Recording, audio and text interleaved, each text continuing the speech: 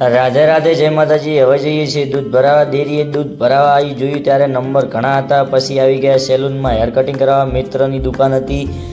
મિત્રને બંને ઘડીક વાર થોડીક મજાક મસ્તી કરી અને વિચાર કરી, મજાક મસ્તી કરીને કહ્યું કે ભાઈ મારો નંબર લઈ લે, મારે થોડું કામ છે। પછી મારો પણ નંબર લઈ લીધો। ભાઈનો ફોન આવ્યો હતો કે જીરા બાટલી બોટલ દુકાને થઈ રહી છે, તો તું ઝડપથી દુકાને બોટલ લઈને આવી ગયા। પછી આવી ગયા એરંડા છોડવા, કદાળી કભે કરીને આવી ગયા એરંડા છોડવા। એરંડા છોડતા મમ્મી પણ આવી હતી મારી પાછળ। મમ્મીએ કહ્યું કે તારે રેતીના ટોલાના ફેરા કરવાના છે, તું જા ઘરે।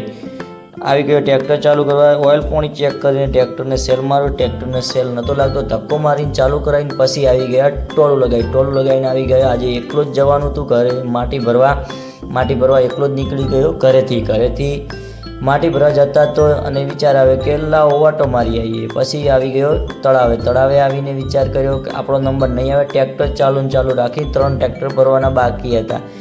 થોડીક વાર વાતો કરી અને પછી આવડી ગયો આપણો નંબર આવતો તો હિટાચી મશીન જોરદાર કામ કરી રહ્યું હતું અને આજનો દિવસ જ હતો, આજનો રેતી ભરવાનો। એટલે આજે ફટાફટ રેતી ભરીને આવી ગયો ઘરે આવીને ખાઈ લીધું। ખાઈને જવાનું હતું સિહોરી આવી ગયા। સિહોરીથી નીકળી ગયા સોપરા ગામે કેમ કે આજ અમારા ભાણીબાના મેરેજની પાર્ટી હતી, એટલે આવી ગયા સોપરા ગામે। જોરદાર એન્ટ્રી પડી હતી અને લાઈવ પ્રોગ્રામ હતો, જોરદાર મજા આવી। જે મિત્રએ મારી ચેનલને સબસ્ક્રાઈબ કરી છે તે મિત્રને દિલથી આઈ લવ યુ।